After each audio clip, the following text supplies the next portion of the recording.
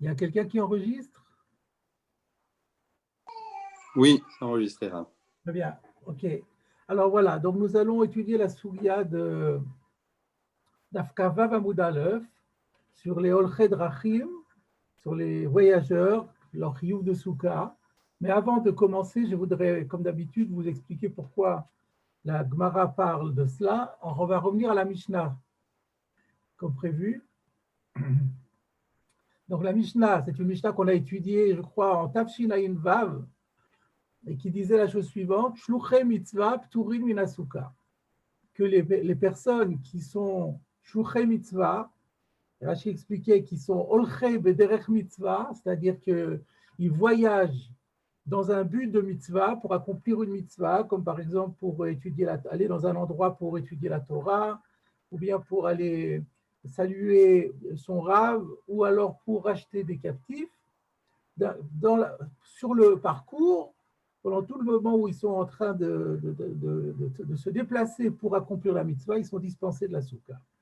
Et Rashi disait, bon, on verra Rashi après, on va donc maintenant, suite à cela, par rapport à cet enseignement, la Gemara d'Afka Vav Amoud Aleph va apporter une braïta que vous avez devant les yeux, Tanu Rabbanan. Nos maîtres ont enseigné dans une braïta. Olchei Drachim, les gens qui voyagent, sous-entendu à Sukkot, pas pendant Yom Tov évidemment, mais pendant Chol HaMoed. Bayom, Pturim Ilasuka Bayom, Chayavim Balayla. Si ce sont des voyageurs diurnes qui voyagent la journée et la nuit, ils font une halte et ils dorment pendant la nuit.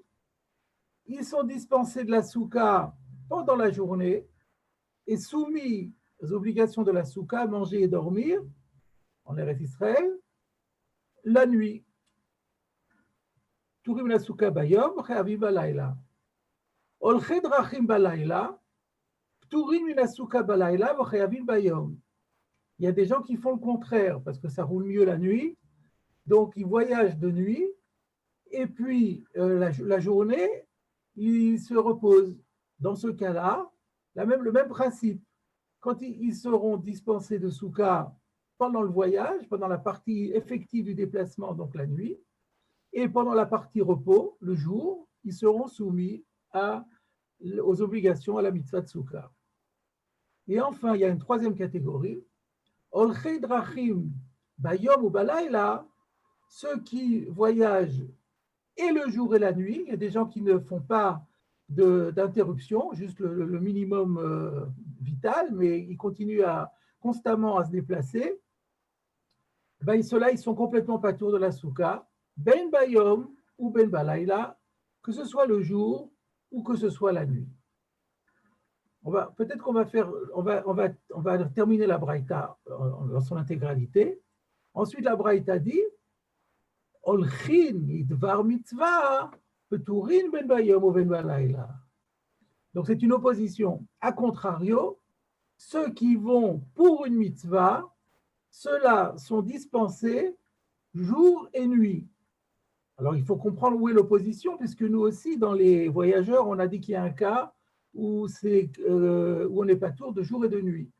Donc on comprend qu'en fait, c'est ce que Rashi et Tosfot vont nous dire, c'est que pour ceux qui se déplacent pour une mitzvah, ceux-là seront pas tours de jour et de nuit, même s'ils ne voyagent pas et le jour et la nuit, mais seulement une partie, soit le jour, soit la nuit, ben ils vont quand même être pas tours pendant toute la partie du voyage.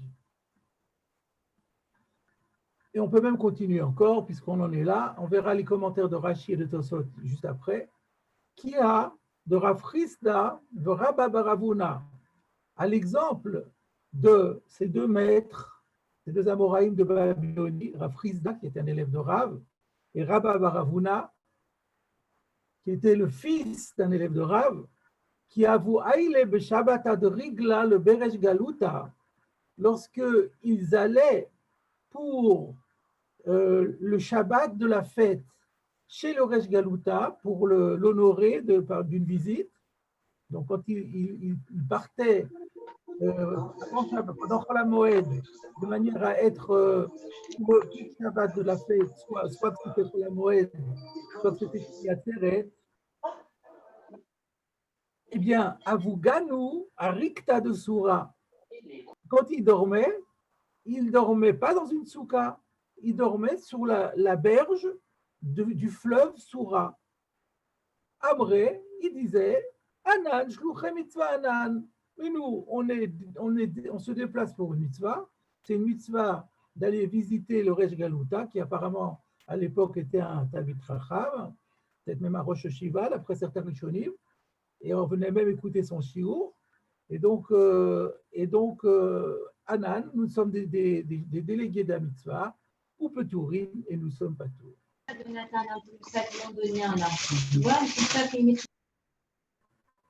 Donc, le principe est simple. On va quand même faire le commentaire de Rashi. Regardez Rashi. Donc, c'est ça, vous l'avez encadré. Olchei drachim bayom, pturim min asuka bayom.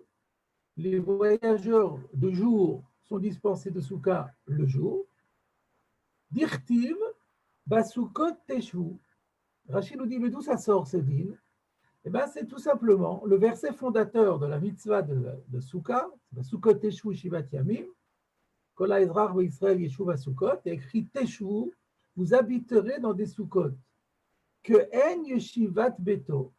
Ce mot de teshu, qui parle d'une habitation, sous-entend que la manière d'habiter et l'obligation d'habiter est exactement selon le modèle de l'habitation qu'on l'on fait toute l'année dans sa maison. Que Shem shekol hashana eno nimna milechet bederech schora. De la même façon que pendant toute l'année, on ne se prive pas de quitter sa maison et de voyager, même si ça c'est pas toujours agréable et qu'on n'a pas le confort de son domicile, on ne se prive pas de se déplacer, de voyager, bischora par exemple, pour faire du commerce, voyageur de commerce. Donc de la même façon que quand on a pendant toute l'année un impératif commercial qui nous oblige à quitter la maison, on va manger et dormir hors de chez soi, car il en sera de même pour tous les jours de Sukkot, sauf Yom Tov, où bien sûr on ne peut pas voyager, donc on est obligé de rester chez soi, et donc on doit manger dans la souka. La Torah n'a pas exigé, le verset, la Katouv, le verset, ne lui a pas imposé de se priver de ce même voyage. Donc, c'est-à-dire qu'on calque l'obligation de souka sur le mode d'habitation dans sa maison durant toute l'année. Donc, quand pendant toute l'année on se trouve chez soi, alors à Soukot, on quitte chez soi et on va dans la souka. Mais si on est dans une situation où si on était dans toute l'année, on ne serait pas chez soi, on serait dehors, alors on ne nous impose pas de s'interdire d'être dehors, on peut rester dehors et ne pas habiter dans la souka. Si vous regardez Tosfot dit la même chose. Olchei drachim bayom, kol ze nafka miteshu ke'en taduru. Tout ceci, tout ce qu'on est en train de voir, les lois des Olchei drachim, se déduit du verset Teshuvu qu'on interprète ke'en taduru. C'est vous habiterez exactement comme on habite une maison. Chez Keshem, chez Adam beveto, et non imna milatzet la derech. De la même façon qu'un homme, quand il est chez lui, ne s'abstient pas pour autant de voyager, de partir en voyage. Donc, de la même façon pour la souka. V'chen mitztaer de patrou le el mina souka. Et de la même façon, on avait déjà vu plus haut que si quelqu'un se trouve dans une situation où, en habitant dans la souka, il serait incommodé, il est dispensé de la souka. C'est toujours selon le même principe. Si par exemple, quand il pleut dans la souka, alors on n'est pas obligé de manger dans la souka parce que c'est très désagréable. Et si on était chez soi et qu'il y avait un dégât des eaux et qu'il y avait une inondation, on quitterait aussi son chez-soi le temps que l'inondation soit résorbée et réparée. Donc, on n'habite pas dans un endroit inconfortable. Donc, on calque exactement le chiyuv de la souka exactement sur la méthode, la manière habituelle d'habiter sa maison. Donc, vous voyez que Rashi et Tosfot ici sont d'accord, avec un tout petit, quand même, une petite différence. C'est que Tosfot dit Teshvu que entaduru, il se réfère à une dracha qu'on verra plus loin dans la Gemara, et donc qui dit que de ce que entaduru, de ce Teshvu, on interprète que entaduru pour dire c'est dira, milachon dira, qu'il faut que ce soit une habitation normale. Et vous remarquerez que Rashi n'a pas dit ça. Rashi ne se réfère pas à une dracha, il dit que c'est le sens simple du mot yeshiva qui connote cela. Donc ça, on pourra se poser la question, d'où vient le désaccord entre Rashi et Tosfot? Pourquoi pour Tosfot, c'est l'application de la dracha qu'on verra plus tard, et pour Rashi, ce ne l'est pas, c'est simplement quelque chose de... En quelque sorte, Rashi fait ici une dracha personnelle, c'est-à-dire il tire de la Gemara l'existence d'une dracha qu'on n'a pas vue dans la Gemara. Pour Rashi, on dirait que ce n'est pas Teshvu Kentaduru. Le Teshvu, c'est connote encore autre chose. Ici, le terme de Teshvu tout seul suffit à comprendre que ce soit comme la yeshiva, de la manière d'habiter dans la maison pendant toute l'année. Il y a encore un Tosfot. Donc, Tosfot disait V'chayavin belayla. Donc, ça, c'était, donc, je rappelle le principe. Donc, maintenant, le principe de cette braïta, il est très clair. On fait exactement comme on ferait quand on est chez soi. Donc, si dans 24 heures, il y a une partie du temps où, si ce n'était pas Soukot, on serait dehors et on ne serait pas dans une maison pour manger et dormir, pendant cette période-là, pendant ce laps de temps, alors on est dispensé de la souka. Si au contraire, à un moment donné, on interrompt son voyage et on va dans un hôtel pour passer une bonne nuit, et bien dans ce cas-là, on ne va pas à l'hôtel, on remplace l'hôtel par une souka. Alors le texte disait, donc si on a l'habitude de voyager le jour et pas la nuit, on est chayav balayla. Alors regardez Tosfot, chayavim balayla, que chez Adam lan balayla beyishuv.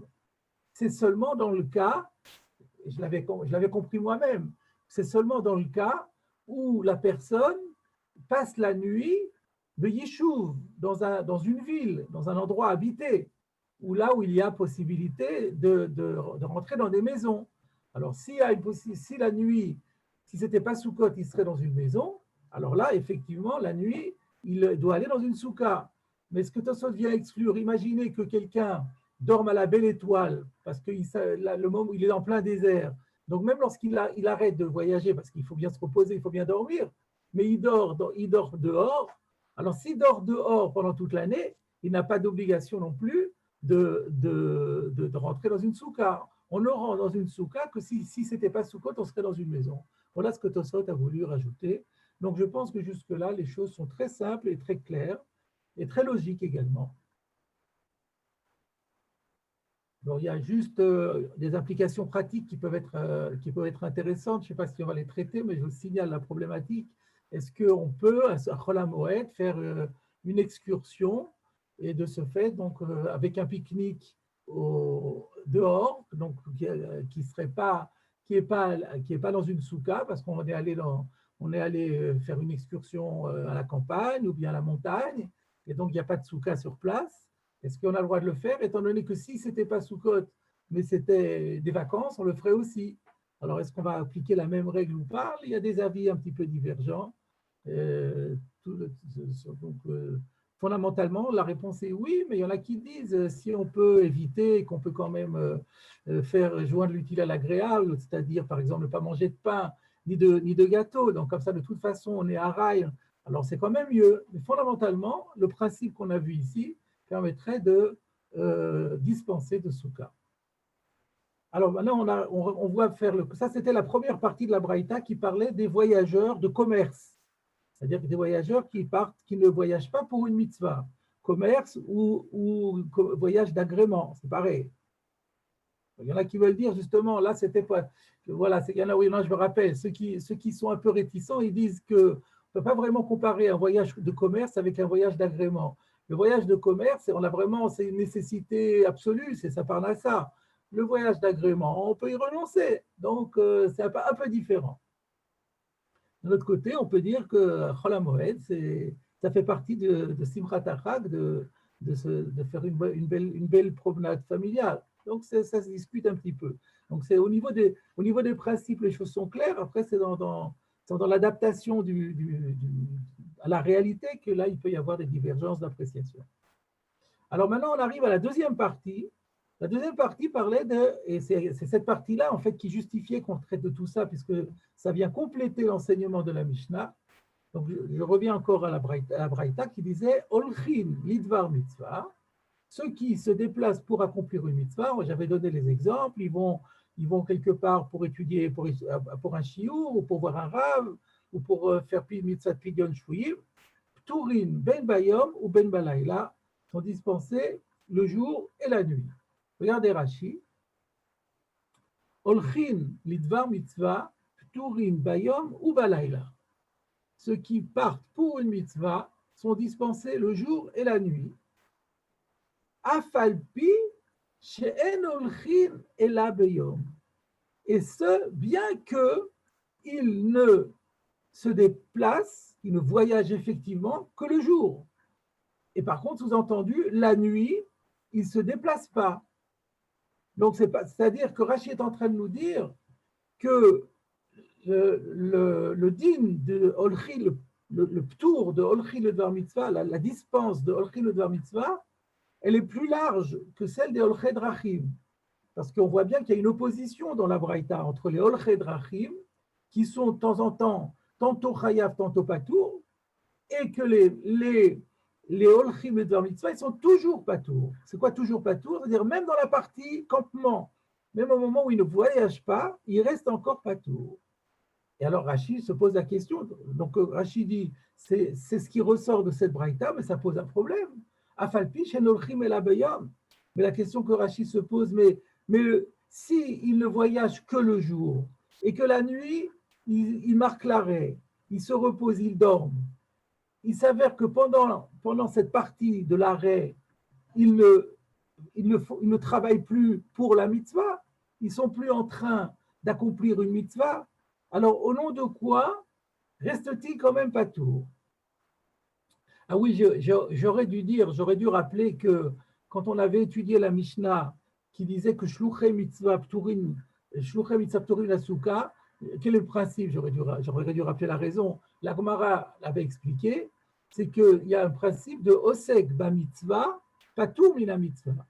Quand on est occupé à accomplir une mitzvah, ça nous dispense d'accomplir une autre mitzvah. Et la Gemara avait demandé, mais d'où on déduit ça?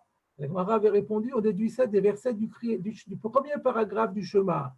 Il y a écrit Beshivtecha bevetecha, donc il s'agit d'une mitzvah, Dibar Tabam, tu dois en parleras, il y a une mitzvah de parler de Divrei Torah, et ensuite la mitzvah de Kriyat Shema. Et ensuite on dit cette mitzvah de Kriyat Shema, tu dois la faire Beshivtecha bevetecha, ou Velertecha baderer. Et la Gemara avait dit, on aurait pu dire, pourquoi Beshivtecha, quand tu seras installé dans ta maison, on aurait pu dire Beshevet, quand on est installé, quoi, quand tu es installé. Et de la même façon, quand tu marches dans la route, on aurait pu dire quand on est en marche. Pourquoi quand tu marches? Et là, la Gemara avait dit Beshevet didach ou belechet didach. Tu n'es chayav que si l'installation en question ou le déplacement, il est à toi, c'est-à-dire il est dans ton intérêt, il est pour tes intérêts propres. Mais s'il est dans l'intérêt de la mitzvah, tu n'as plus de mitzvah de Kriyat Shema. C'est ça le principe de Osek be mitzvah, patur mina mitzvah. Donc, on comprend bien maintenant la question de Rashi. Alors, la Braïta ici est en train de nous dire que quand on est shliach mitzvah, on n'est pas tour, même quand on est à l'arrêt. Mais Rashi dit, mais je comprends bien, quand on est en déplacement, même si on n'accomplit pas encore la mitzvah, mais le fait qu'on prépare la mitzvah et qu'on fait un Hersher mitzvah, on fait quelque chose qui est indispensable, incontournable pour accomplir la mitzvah, sinon on ne pourra pas accomplir la mitzvah. On comprend que ça rentre dans le éther, dans le din de Osek ba mitzvah. Mais par contre, là, on n'est plus Osek ba mitzvah du tout. Alors comment se fait-il qu'on n'est quand même pas tout? La nuit, on ne fait plus rien, on dort. Donc, on n'est plus en train de faire une mitzvah au moment où on dort.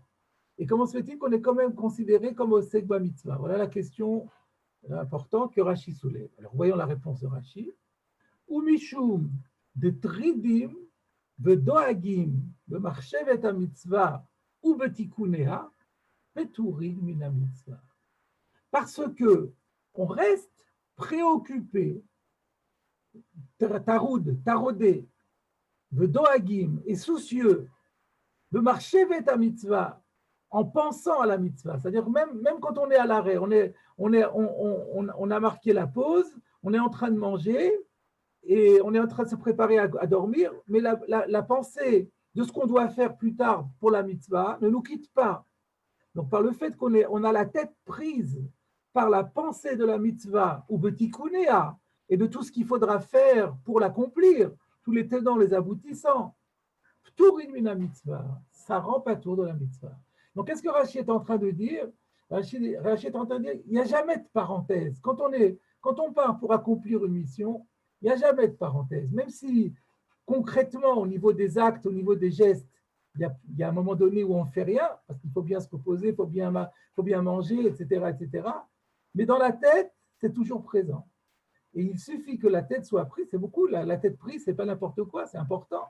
Ça suffit de rattacher le déplacement à la mitzvah, et donc on est toujours au sec par mitzvah. Voilà ce que dit Rashi. Alors, je vous propose de voir dans le Rosh, dans le commentaire du Rosh sur ce que nous venons de voir, dans une Agaot Hachéri. Voilà. Donc là, vous êtes dans le Siman Yud du Rosh. Donc le Rosh ramène la Braïta tout simplement, Olched Rachim, Bayom, Pturim, Inasuka, Bayom, etc. Donc, ce n'est pas la peine de relire, c'est la même chose que l'autre texte. Vous avez un petit astérisque qui renvoie à la Haga'a. C'est ce qu'on appelle les Hagaot Hachéri, c'est-à-dire les annotations sur le Rosh. Et regardez ce qu'il dit. Nir'e, le Ravia. Ravia, c'est un grand maître allemand du Moyen-Âge, un peu postérieur à Rashi, je crois. Il s'appelait Rabbi Eliezer ben, je ne me rappelle plus, je crois Ben Yonah, je ne suis pas sûr. En tout cas, qu'est-ce qu'il dit? Nire, le Ravia, Mishum de que chez Nachim, Veyoshnim, Balayla, le Hanaatan, je traduis déjà, étant donné que lorsqu'on se repose et qu'on dort la nuit, le Hanaatan, pour se faire du bien, Yocholim le Machar, la Sokt fait. On pourra le lendemain être plus efficace. Et donc, par conséquent, toute la période, même cette période de parenthèse, elle est englobée dans la catégorie Oskei Mitzvah. On voit clairement que le Ravi s'est posé la même question que Rashi en disant mais comment ça se fait qu'on n'est pas tour la nuit? La nuit, on n'est pas Osek mitzvah, on n'est pas occupé à faire la mitzvah. Alors il dit si le sommeil est réparateur, le sommeil va rendre l'accomplissement de la mitzvah plus performant que si on n'avait pas dormi. Imaginez que la personne n'ait pas dormi toute la nuit, elle n'aura pas toutes ses facultés et elle risque d'accomplir la mitzvah beaucoup moins bien. Donc le sommeil est intégré, la partie sommeil, on pourrait dire la même chose pour la partie alimentaire. Donc toute la parenthèse qu'on fait au moment où on fait la halte, où on marque la pause, c'est toujours Osek mitzvah. Donc, je résume ce que nous avons dit. Rashi a mis en évidence dans cette braïta, le chidouche de la braïta, c'est qu'il y a une différence entre les voyageurs de commerce et les voyageurs de mitzvah.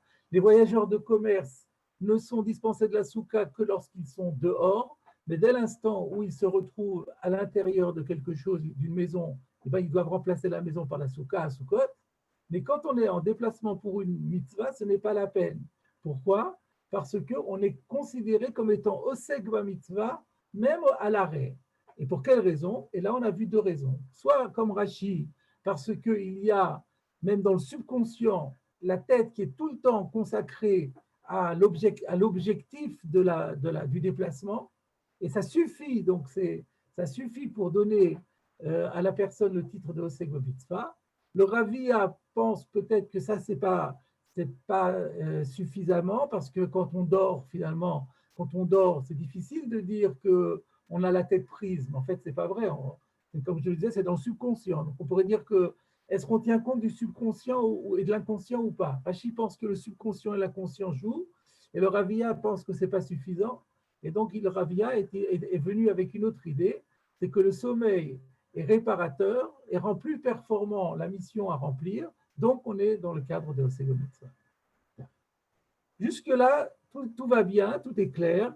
Maintenant, je vous propose de revenir d'Afkafé à Moudalef.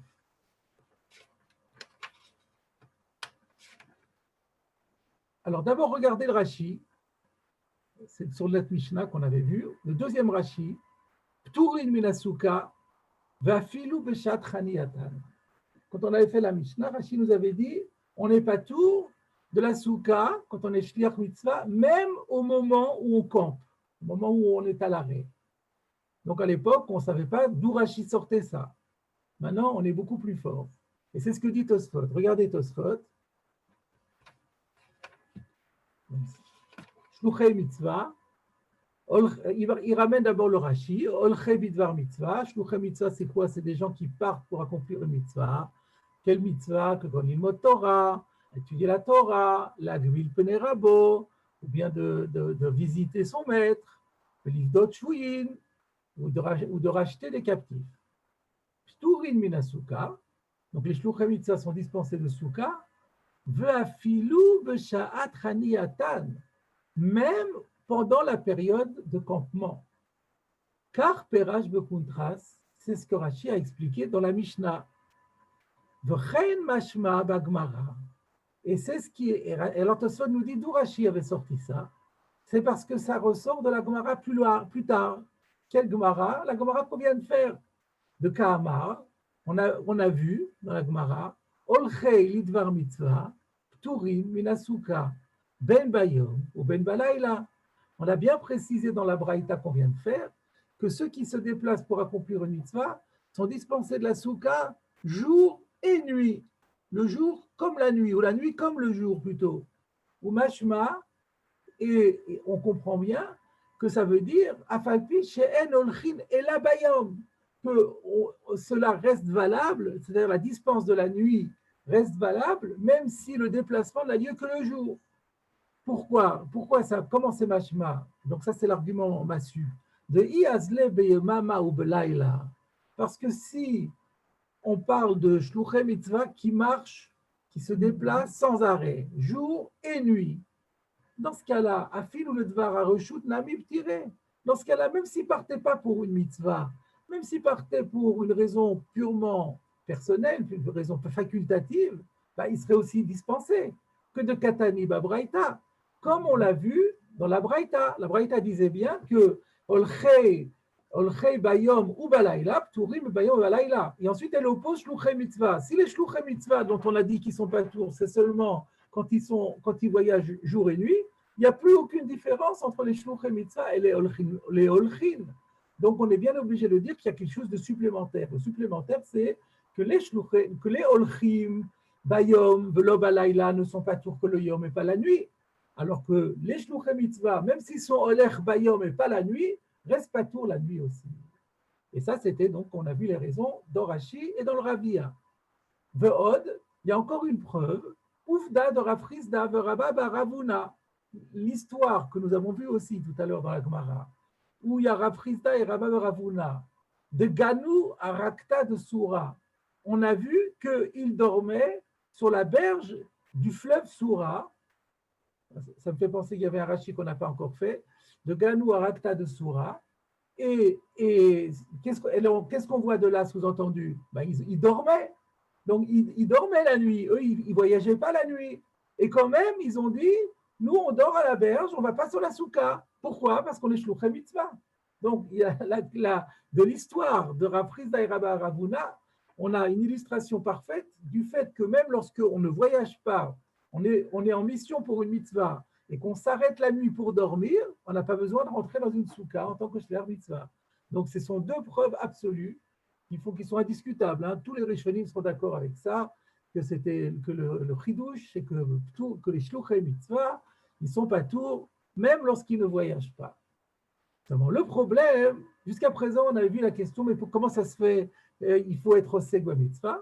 On avait vu, donc Rashi et le Ravia ont répondu à cette question en disant, ils sont considérés comme oskim bamitzvah. Mais maintenant, Tosfot vient avec un nouveau problème, le teima. Il y a quelque chose ici qui fait problème. Im yocholim le kayem shneem. D'accord, sous-entendu, je suis d'accord qu'on l'appelle oseg bamitzvah. Ok, d'accord. Mais si ce oseg bamitzvah a la possibilité d'accomplir les deux mitzvot, c'est quoi les deux mitzvot? Par exemple, la mitzvah de voyager pour Kepidion Shvuyim, donc le voyage, et en même temps la souka. C'est le cas ici. Par exemple, on va dormir. Alors pourquoi tu dors sur la berge? Va dormir dans une souka. Tu pourras dormir comme parfaitement, comme dit le Ravia, donc comme Rashi a dit, tu auras toujours dans ta tête les soucis de la mitzvah, tu vas dormir, tu vas avoir un sommeil réparateur et plus performant, mais en même temps tu accompliras la mitzvah. Donc l'un n'est pas incompatible avec l'autre. Donc, im yocholim le kayem shneem, si on a la possibilité d'accomplir les deux mitzvot, amay pturin, mais pourquoi est-ce qu'on ne serait pas tour?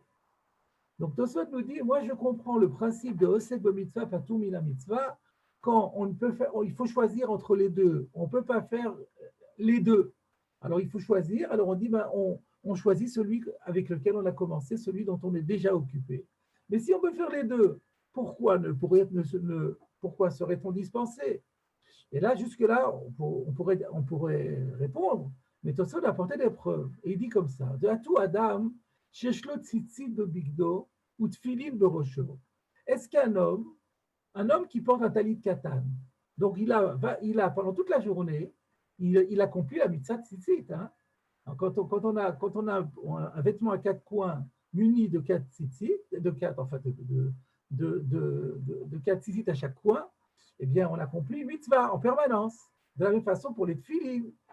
Tant qu'on a les tfilin sur la tête, sous-entendu, et sur le bras aussi, on accomplit une mitzvah.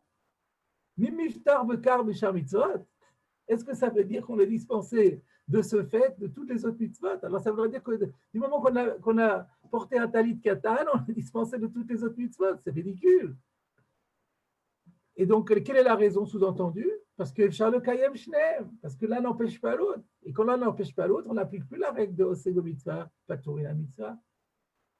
Ou Beperek Ben Amoudar, il y a une deuxième preuve aussi, dans le chapitre Ben Amoudar, Gabé Amoudar Ana'a. Moudar Ana, ça veut dire il y a quelqu'un il y a deux personnes, et il y en a un qui a interdit à l'autre de tirer profit de lui. Donc Rouven dit à Shimon, Shimon, tu n'as pas le droit de tirer profit de moi. Alors, celui qui a l'interdit de profiter par un éder, hein, on peut interdire à quelqu'un sous forme de néder, et l'autre est coincé parce qu'on a le droit de faire un éder sur quelque chose qui m'appartient. Donc moi, je peux dire, tous mes biens, je t'interdis d'en tirer profit. Eh bien, Marzirlo Avedato. Néanmoins, le Shimon en question, il est gentil, il n'est pas comment dit-on, il n'est pas rancunier. Bien que l'autre lui ait fait un Issour Ana'a, il a trouvé un objet perdu qui lui appartient. Eh bien, il a le droit de lui rendre son objet perdu. Et pourquoi il n'aurait pas le droit? Afalpi de Mehanile Pruta de Rav Yosef. Parce qu'il va tirer profit. Si on lui accorde le droit de conserver l'objet perdu pour le rapporter à son propriétaire, il va gagner de l'argent. Il va gagner pas beaucoup, mais un petit peu, ce qu'on appelle la prouta de Rav Yosef. C'est quoi la prouta de Rav Yosef?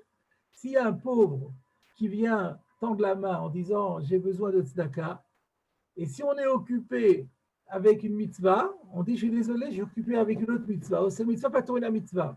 Et donc, si j'ai la mitzvah d'Ashavat Aveda, je peux dire au pauvre, excuse-moi, maintenant je suis occupé, je ne peux pas, tu viendras une autre fois, maintenant je ne peux pas. Et donc, il va gagner, et le pauvre, il ne va pas revenir. Et donc, du coup, il aura gagné la prouta de Rav Yosef. Alors, est-ce qu'on ne dirait pas que ça s'appelle tirer profit indirectement de celui dont on n'a pas le droit de tirer profit? La Gemara dit, non, c'est autorisé. Pourquoi? mishum de lo shchicha. Parce que ce cas-là du pauvre qui va se présenter, c'est quelque chose qui n'est pas courant. Et Tosfot dit, pourquoi ce n'est pas courant? Ve'i kozman she'aveda beveto miftar milemeitav rifta le'ani. Si on dit que pendant tout le temps où l'objet trouvé reste dans la maison de celui qui l'a trouvé, si pendant tout ce temps-là, il accomplit une mitzvah, il est toujours en train, il n'est pas en train d'accomplir la mitzvah, mais il est sur le chemin de l'accomplir.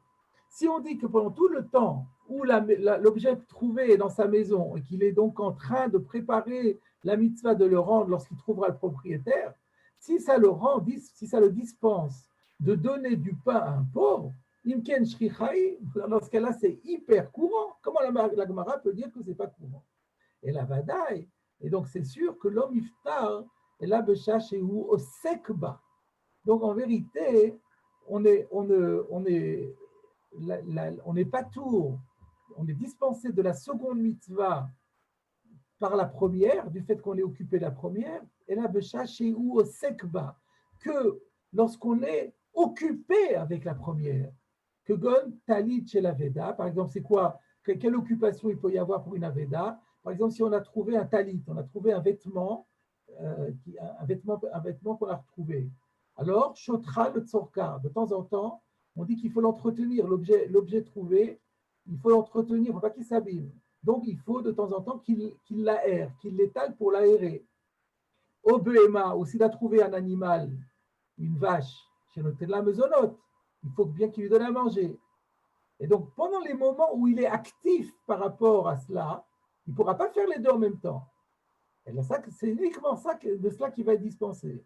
Et ça, la Gemara dit de l'oshricha.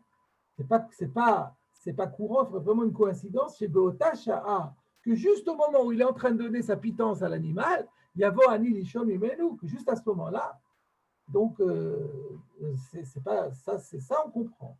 Donc en résumé, ce que Tosfot dit, c'est qu'il n'est pas d'accord avec Rashi. Rashi a dit qu'on n'est pas tour uniquement par le simple fait qu'on est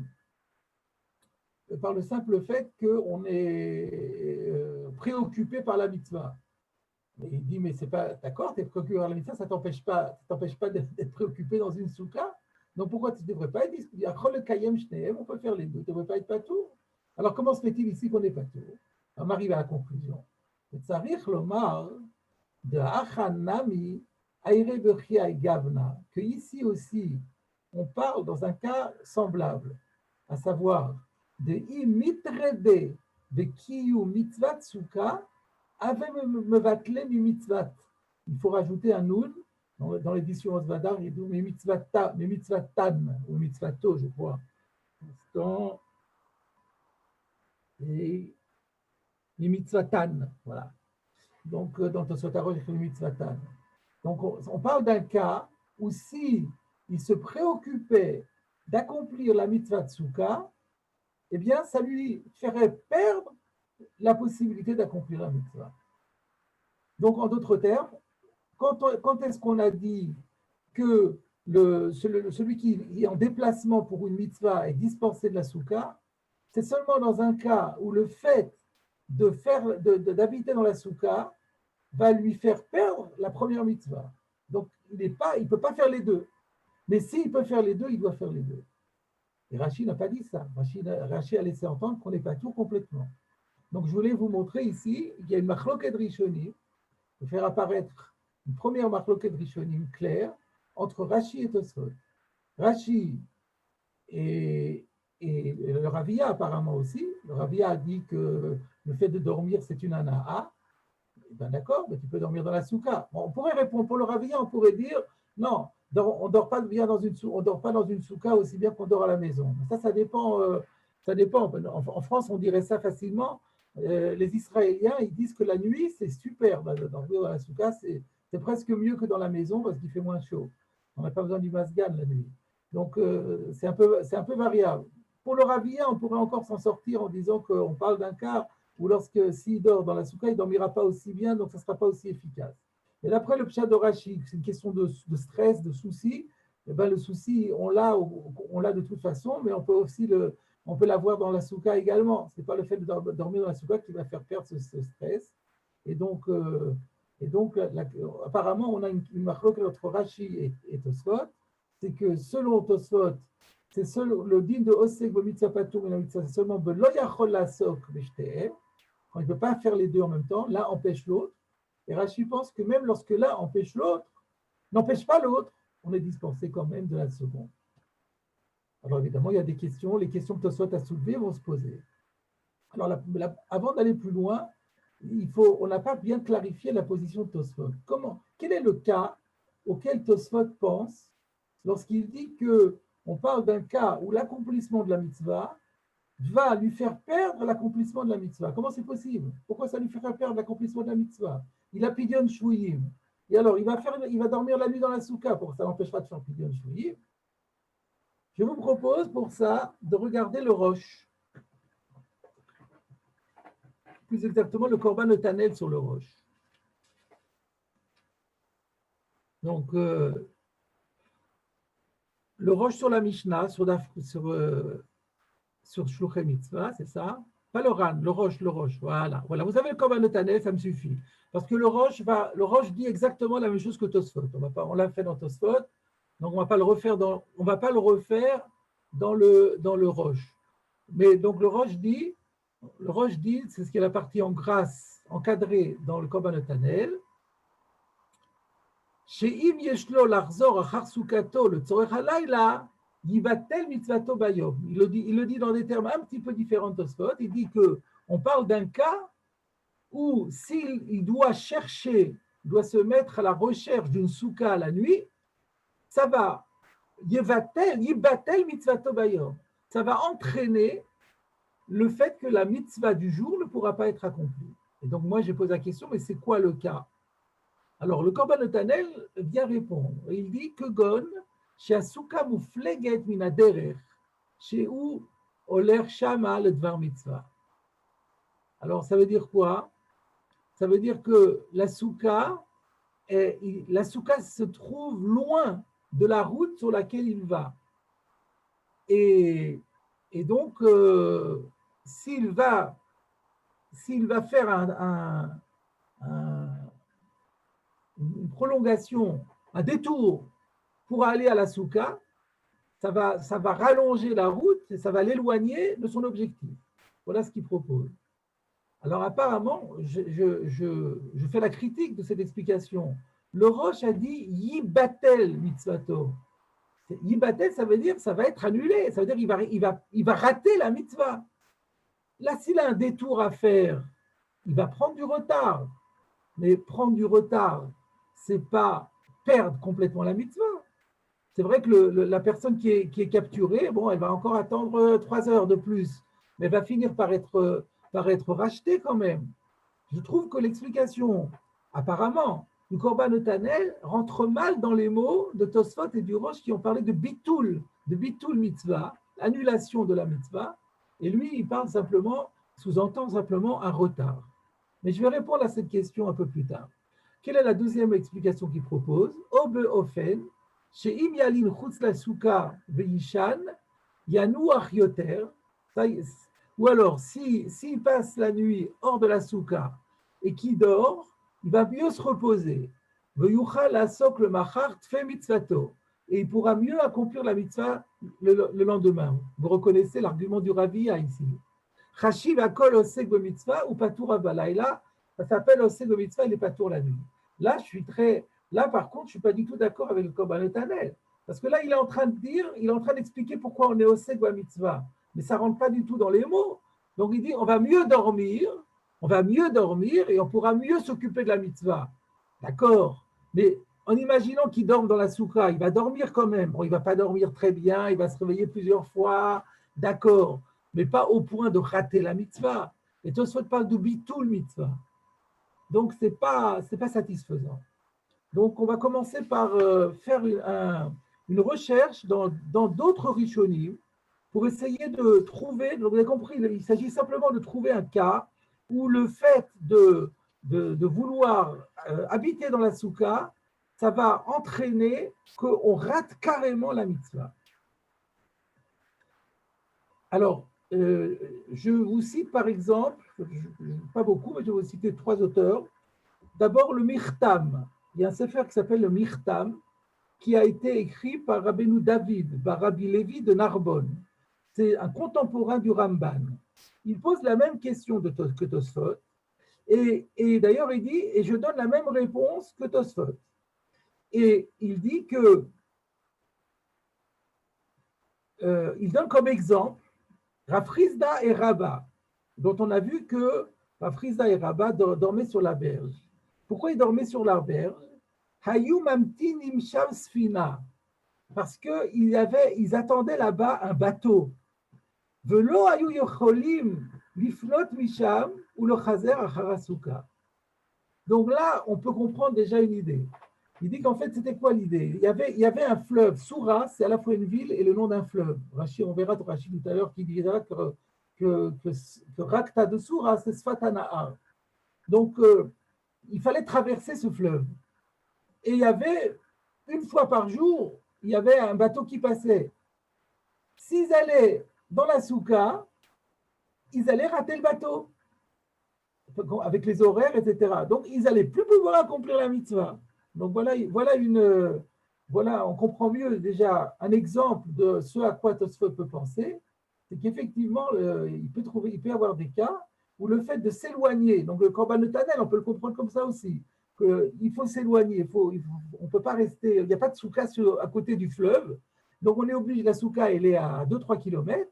Si on va à la souka et qu'on va dormir, on ne va pas se réveiller et on risque que le bateau passe et qu'il ne nous attende pas.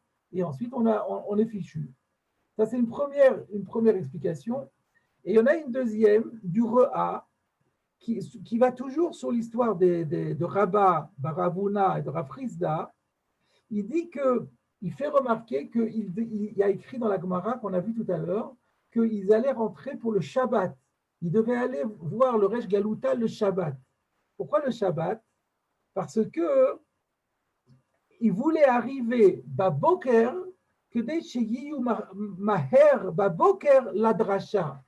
Il y avait une dracha, et d'autres Rishonim disent, et le Ritva aussi dit comme ça, que le Rosh Galuta c'était un Rosh Shiva. Donc il donnait un chiour ultra recherché. Il donnait son chiour le matin très tôt. Donc eux, ils n'allaient pas simplement rendre visite au Rosh Galuta. Ils voulaient écouter la dracha.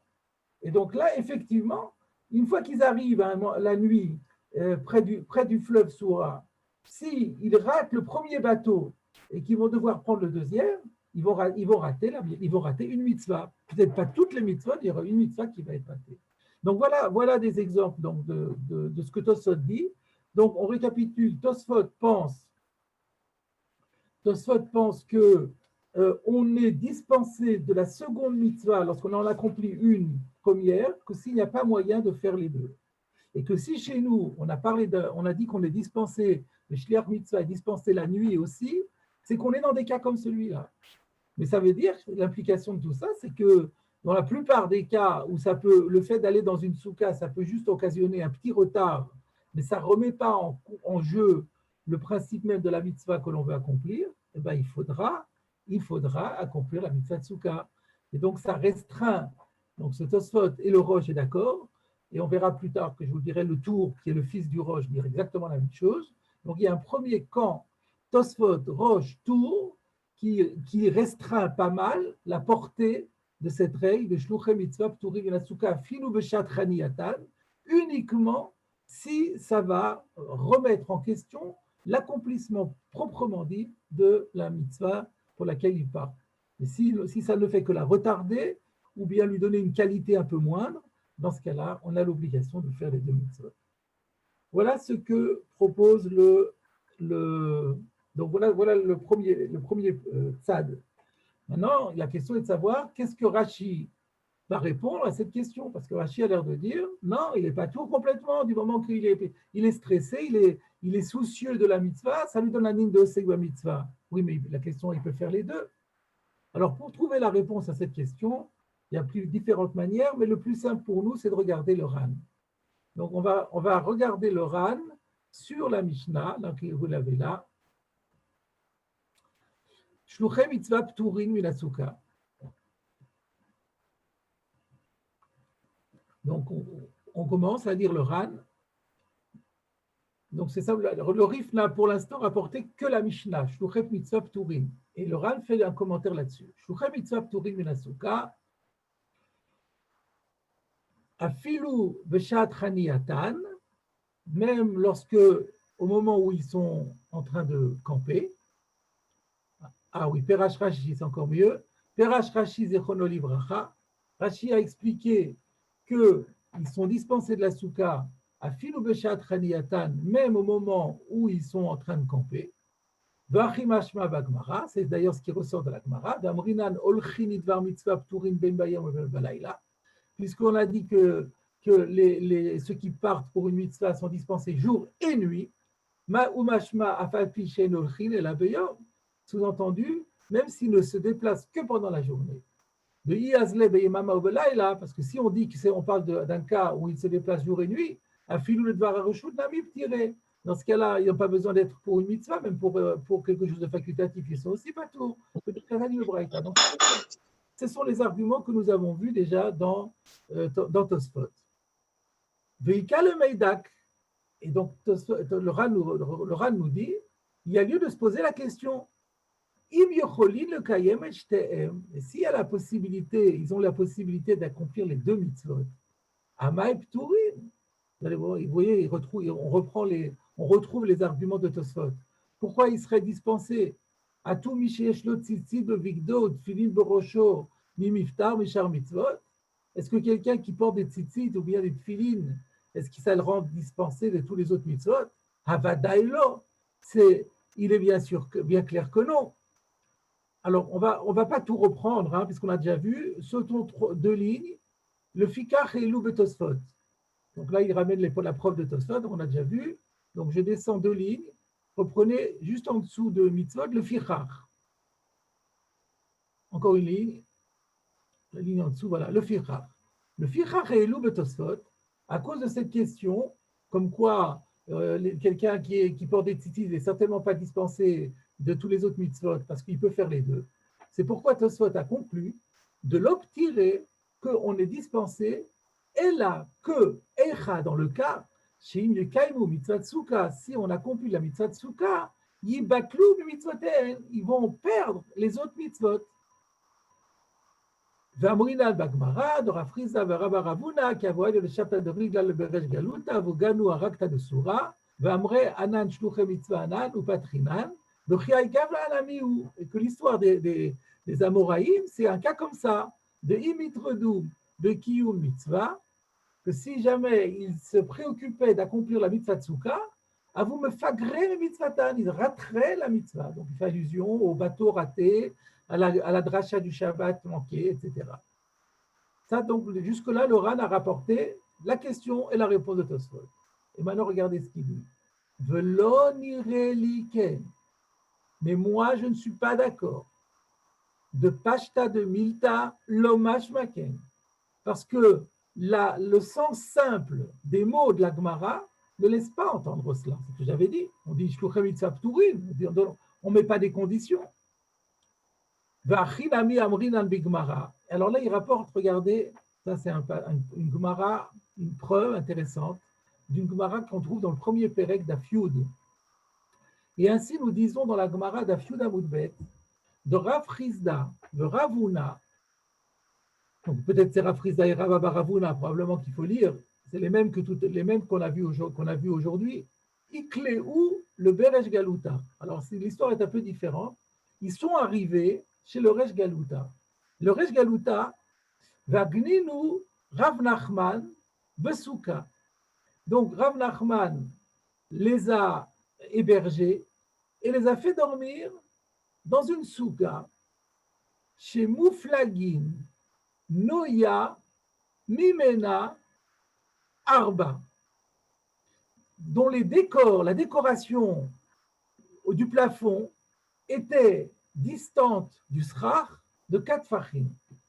Alors, il faut savoir qu'il y a un débat là-bas entre Rav Nachman et ces Amoraïm-là pour savoir si, quand le srach il est très collé non, pas le srach, quand le décor, noi, quand ce qu'on met pour décorer le srach et les guirlandes de marron et tout le reste, est à moins de 4 tfachim du srach, il est intégré au srach, donc il est négligeable. Mais la question est, lorsqu'il est séparé du srach, est-ce qu'il ne devient pas un srach en soi? Et dans ce cas-là, il ne rend pas sous la souka. Et alors là, le Ran raccourcit un peu l'histoire. Donc l'histoire, c'est comme ça, c'est que Rav Nachman, il les a fait héberger dans cette souka qui devrait être pas soul pour eux, et ils n'ont rien dit, ils ont mangé tranquillement. Alors ils ne comprenaient pas, il leur a dit, vous avez changé d'avis? Comment ça se fait que vous mangez dans une souka qui pour vous est pas soul? Ils lui ont répondu, de toute façon, nous, on est venus pour faire la visite du Resh Galuta, pour écouter le shiur. Donc, on n'a pas besoin de manger dans le soukha. Pour ça, tu nous aurais mis dans une maison, ça aurait été pareil. Donc, ça ne nous dérange pas. Quelle mitzvah? Au Pérage Rashi, Zal, Rashi a expliqué, la Kbil Panav chez le Rosh Gola, qu'il s'était venu pour rendre visite à l'exilarque de Chayav Adam, la Kbil Pener Rabo Baregel. Un homme a l'obligation de rendre visite à son maître. Apparemment, ce Rosh Gola était un maître dans la fête. Velo a droulé de souka kshera le datayuklal. Et ils n'ont pas du tout répondu que la souka, selon eux, était cachère. Deha amar lehu, alors là maintenant le Ran ramène la Gemara. Deha amar lehu Rav Nachman adritu b'chu mishmataychu. Rav Nachman leur dit, vous vous êtes rétracté, vous avez changé d'avis. Et donc, ils ont dit, pas du tout, on n'a pas changé d'avis, on n'est pas tout. Velom hashma de levé me fagrim, meriyat rabban beregel. Il ne ressort pas là-bas. Ils étaient arrivés, ils cléou le Beresh Galuta, ils étaient déjà arrivés. Donc, ils ne risquaient pas de rater la visite de leur maître pendant la fête. Il y avait Mahadrel le Migdal le Soukak Shera. Donc, qu'est-ce que Torah est en train de dire? Ils avaient là la possibilité d'accomplir la mitzvah, de faire les deux mitzvot en même temps. Ce n'est pas comme le premier cas où il fallait attendre le bateau, où ils risquaient d'arriver trop tard. Ils étaient déjà arrivés. Simplement, le cours était le matin, là, il y avait le dîner, et ils ont été dans une souka psoula, alors qu'ils auraient pu trouver une souka kshera. Donc, on voit que c'est une preuve que même si on peut accomplir les deux, du moment qu'on est au sec dans une mitzvah, on n'est pas tour de l'autre. Donc, nous avons ici un désaccord entre le Ran et Tosfot. Et je voudrais d'ailleurs vous citer, à propos de cette preuve du Ran, le Meiri. Le Meiri est d'accord avec le Ran, et sur la base de cette Gemara, il déduit encore quelque chose de très fort. Il dit que, donc on a déduit de cette Sugia, où les Rabbanim ont dit que ça ne les dérange pas de manger dans une souka psoula parce qu'ils sont shluchei mitzvah, bien que Afalpi chez Bemakom chez Mitakvim lechol, bien que dans l'endroit où ils se trouvaient pour manger, Motzim souka lecholba, ils auraient pu trouver une souka pour manger. Et tzrichim litroach bekach. On apprend de là non seulement qu'on est dispensé, mais même quand on a la possibilité de le faire, on n'a pas besoin de se donner du mal pour cela. Share ele vadai bimkomo shel resh galuta souka acheret hayu motzim. Parce qu'il est bien clair que dans la ville où se trouve le resh galuta, ce n'était pas compliqué de trouver une autre souka.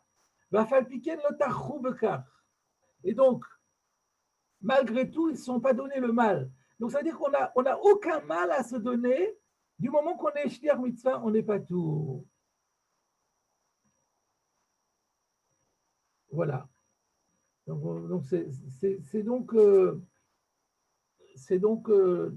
la chita du Ran, la chita du Meiri. Il y a encore d'autres rishonim qui pensent comme cela. Et on va quand même terminer, ou alors, ou non, on va marquer la pause ici. Je vais vous dire alors le Ran ramène maintenant toute une ribambelle de preuves. Le Mishnah Bora dira plus tard, c'est des kushiot atsumot. Le Ran apporte toutes sortes de preuves, c'est-à-dire depuis le moment où on est maintenant jusqu'au mi-août qu'on voit là, ce sont des preuves, un amoncellement de preuves qui toutes tendent à prouver que même lorsque on on n'est pas, que même lorsque on n'a pas, on met pas en danger, on ne met pas en danger la mitzvah, eh ben on est quand même pas tour. Alors il faut quand même, ah oui, je dois quand même vous montrer comment il va répondre à la question de celui qui pose les tzitzit et celui qui pose les tefillin. Ça, il faut quand même qu'on le fasse. Alors parce que voilà, où est-ce que c'est?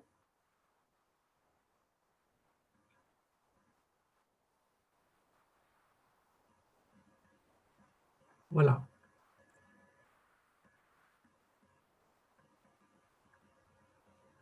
Voilà, le Fikach Nireli, on va prendre ici. Le Fikach Nireli, c'est là que le RAN nous donne l'explication. Vous voyez? Un peu sur la droite. Même ligne, mais sur la droite, le deuxième mot de la ligne, le Fikach. Voilà. Le Fikach Nireli, c'est pourquoi il me semble, dit le RAN, de la Oseg mitzvah, Patour, Mina mitzvah, Afalpi Sheyachol le Kayem Eshter. Que celui qui accomplit une mitzvah est dispensé d'une autre mitzvah, même lorsque on a la capacité d'accomplir les deux. Et l'histoire de Nedarim qui dit que c'est pas shriar de trouver un pauvre qui demande sa pitance, ça prouve rien. Pourquoi? De vadaï b'sha'a she'aveda meshumeret b'tevato lo miftar.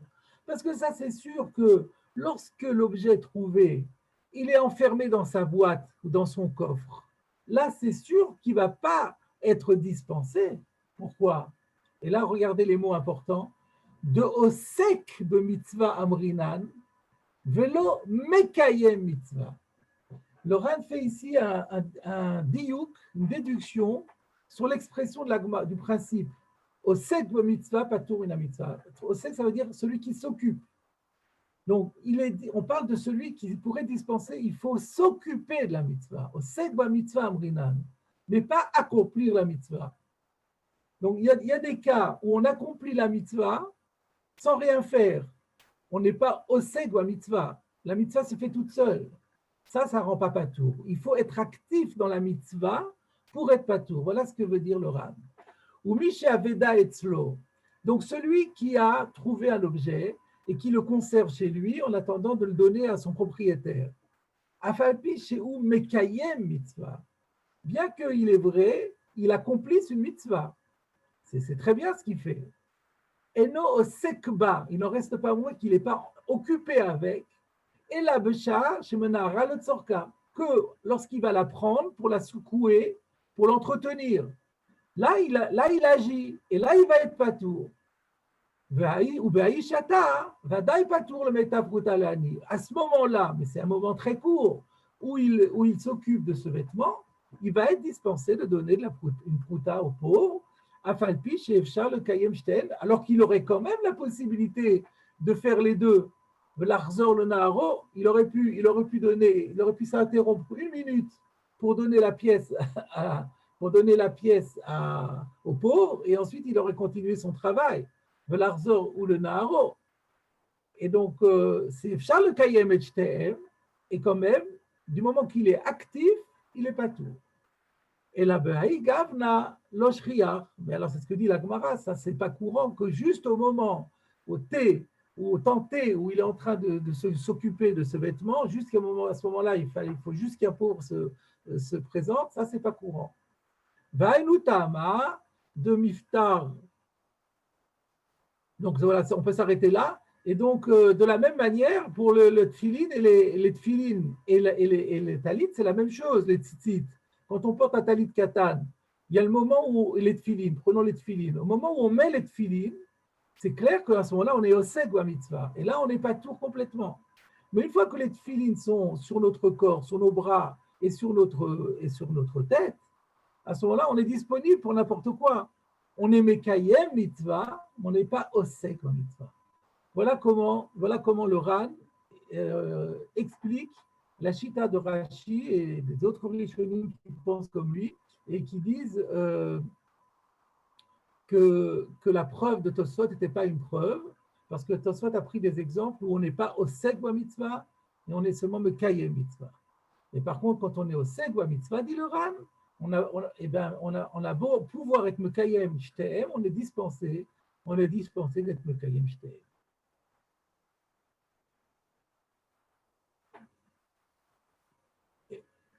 Alors, j'ai quelqu'un qui pose une question, et pourtant, on n'a pas le droit d'être Messiar Da'at des Tfilin. Oui, c'est vrai, mais on n'est pas obligé d'être Messiar Da'at des Tfilin en donnant une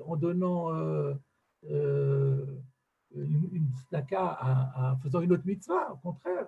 Et quand on fait la tfila, on met les tfilines, on fait la tfila. Et c'est là, ça ne s'appelle pas le siardat. Le siardat, c'est effectivement si on s'occupe à quelque chose qui est très prenant et qui demande un gros travail. Et là, dans ce cas-là, peut-être qu'effectivement, ça s'appellera Yefshar le Kaim Shtehem. Mais dans le cas classique, ça s'appelle Efshar le Kaim Shtehem, ça veut dire qu'on peut ne pas être Messir Da'at et en même temps faire l'autre mitzvah. Et dans ces cas-là, comme on n'est pas Osek, on reste, d'après tout le monde, on est Chayav. Mais si on est Osek, alors là, on n'est pas tout. Alors que d'après Tosfot, du moment que Efshar le Kaim Shtehem, même si on est Osek, on n'est pas tout aussi. Il y a quand même une petite réserve que dit le Ran, on va le terminer le Ran, ou miou, on va passer au miou. Ou miou, vous l'avez en gros là, 2 lignes après, ou miou, toutefois c'est une restriction. Modina vadai, je suis quand même d'accord, certainement. Chez Kol Shenot Sarich Litroach Klal, s'il n'y a pas besoin du tout de fournir un effort. Et la kedarko b'mitzvah rishona yachol latzet yedei shnehem. Mais en continuant à faire la première mitzvah de manière tout à fait normale et sans aucun effort, on a quand même la possibilité de faire les deux. B'chai gavna, dans un cas comme celui-là, vadai yetze yedei shnehem. Dans ce cas-là, dit le Ran, il faut faire les deux. Mais pourquoi? On a dit qu'on n'est pas tout. Réponse, ou miyot tov alikarera. Alors ça veut dire quoi? Ou miyot tov alikarera, c'est une Gemara dans Bava Kama, d'Afpe Aleph, où la Gemara dit que quand on peut faire quelque chose même si c'est facultatif, mais quelque chose qui est bien, alors il faut le faire, littéralement miyot tov, du fait qu'on peut être bon. Alors, ne soyons pas appelés mauvais par le fait qu'on ne l'ait pas fait. C'est-à-dire, alors la Gemara, elle dit, mais il n'y a pas de verset comme ça.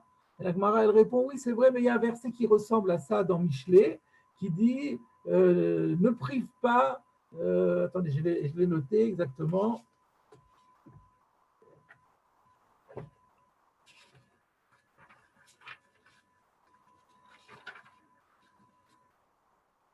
La Gemara, elle dit, c'est ramené dans Brachot d'Aflam d'Amoud Aleph et aussi dans Bava Kama Pe Aleph. La Gemara dit, Miktiv miyot tov al tikarera, in ktiv ki ay gavna al timna tov mi be'alav, biot la el yadcha la soto. Ne prive pas quelqu'un de bien que tu peux lui faire dans la mesure où tu peux le faire. Donc il y a un verset qui dit comme ça, c'est-à-dire que si on peut faire les choses facilement sans effort, alors c'est pas bien de ne pas le faire. Donc sous-entendu, Minadil, on ne serait pas tout. Mais comme ce n'est pas coûteux de le faire, il vaut mieux le faire. Voilà donc le reste, on peut ne pas le faire.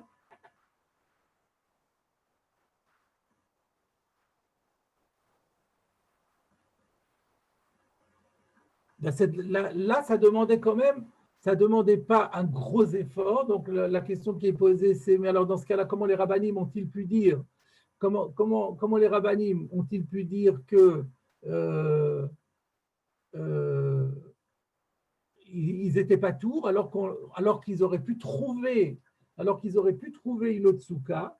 Vous remarquerez que le Meiri avait dit, bien qu'ils puissent trouver une autre souka, c'est quand même un petit effort. On nous héberge dans une souka, on est installé, tout d'un coup on se rend compte que la souka n'est pas le seder, donc il faut se lever, il faut partir, il faut se renseigner, il faut se demander, dites-moi où est-ce qu'il y a une souka. C'est faisable, mais ce n'est pas que d'Arko Mitzvah Rishona Yachol Latzet Yedei Shnehem.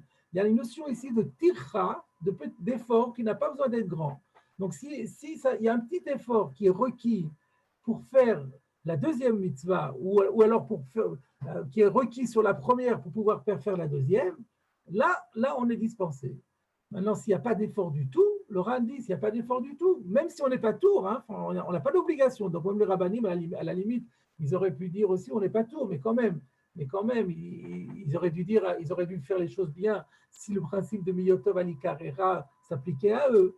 Et par conséquent, il faut dire que là-bas, il y avait un petit effort et que le Ran vient simplement dire que si on se trouve dans une situation où il n'y a aucun effort à fournir, on verra plus tard la halakha, on arrivera jusqu'à la halakha bientôt et on verra comment les choses se passent.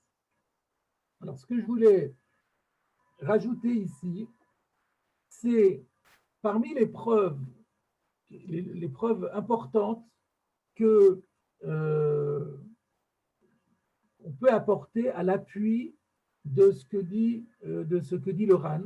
Il y a une preuve que le Ran n'a pas apportée, mais qu'on trouve dans le Or Zarua. Et le Or Zarua, qui est cité d'ailleurs dans une Agaot Asheri, mais pas intégralement, va conclure également comme Rashi.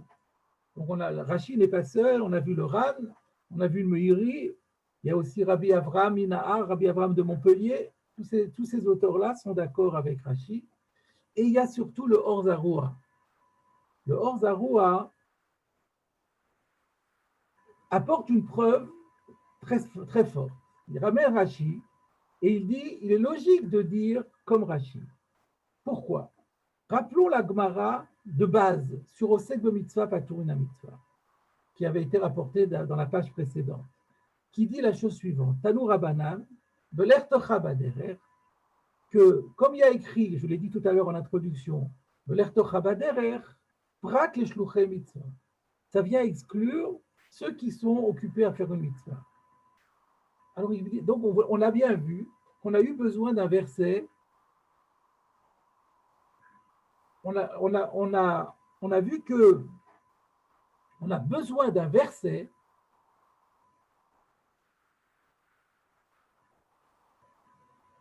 pour démontrer que celui qui est osek b'mitzvah, il est pas tour du mitzvah.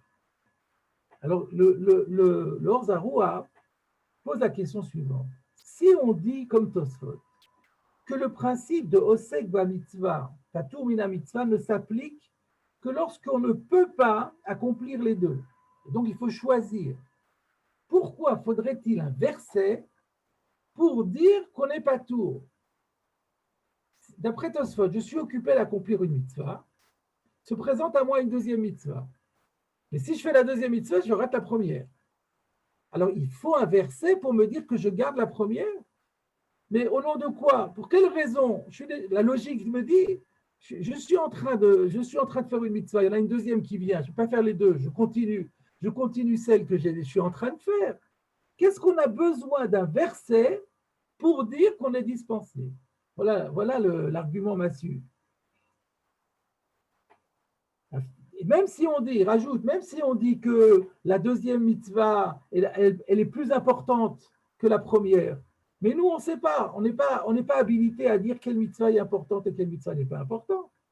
Et du fait qu'on n'est pas habilité, donc la logique voudrait que, dans un cas comme celui-là où il faut choisir, eh bien on choisit celle à laquelle on est déjà occupé. Donc, je n'ai pas besoin de verset. Donc, s'il y a un verset, ce n'est pas dans le cas de Efshar le Kayem Shnehem, c'est dans Efshar le Kayem Shnehem. Et malgré le fait que Efshar le Kayem Shnehem, la Torah nous dit, alors il dit comment c'est possible? Tosfot avait dit, c'est pas logique. Gzerat Melechi, ben c'est ça la Gzerat Akatuv, que même, bien qu'on ait la possibilité de faire les deux, ben, le fait qu'on est occupé à faire sa propre, déjà une mitzvah, la force de cette mitzvah qu'on accomplit me dispense des autres. Voilà l'argument qui paraît très très fort. Encore une fois, si on dit, comme Tosfot, que le din de Osek Mitzvah est réduit au cas où on ne peut pas faire les deux, on ne peut en faire qu'un, pourquoi avoir besoin d'un verset pour me dire qu'il faut faire celle qu'on a déjà commencé à faire et pas la nouvelle, alors que la logique pure me dirait la même chose?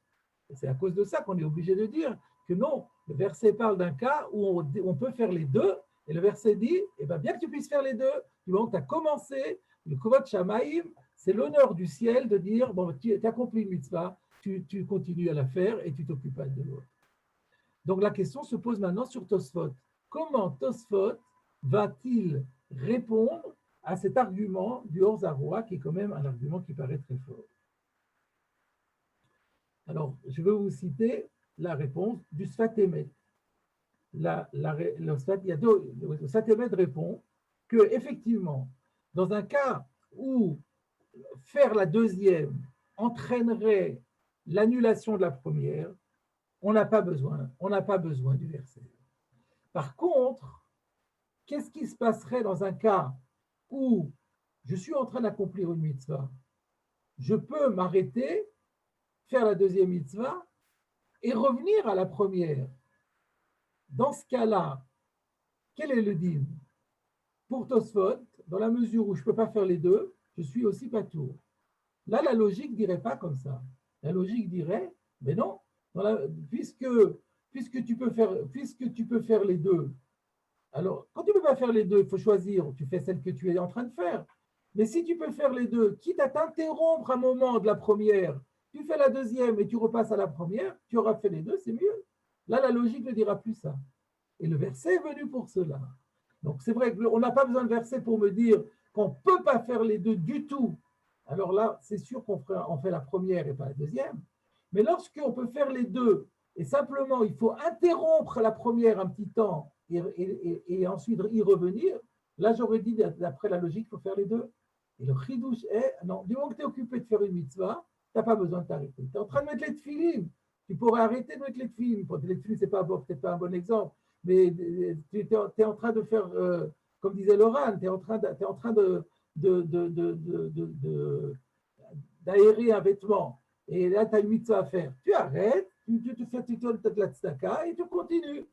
Ça, non, bah, tu n'es quand même pas autour de ça. Ça, c'est pas logique. Ça, il fallait inverser pour le faire. Donc voilà comment on peut répondre. Comme ça, on peut répondre après le Satémet. On remarquera que ce n'est pas non plus évident que Tosfot soit d'accord avec ça, parce qu'on pourrait dire, mais non, mais ça, Tosfot pense aussi que ça s'appelle Efshar le Kayem Shtéhem. Donc, ce n'est pas certain que Tosfot soit d'accord avec ça, c'est un chidouche du Satémet.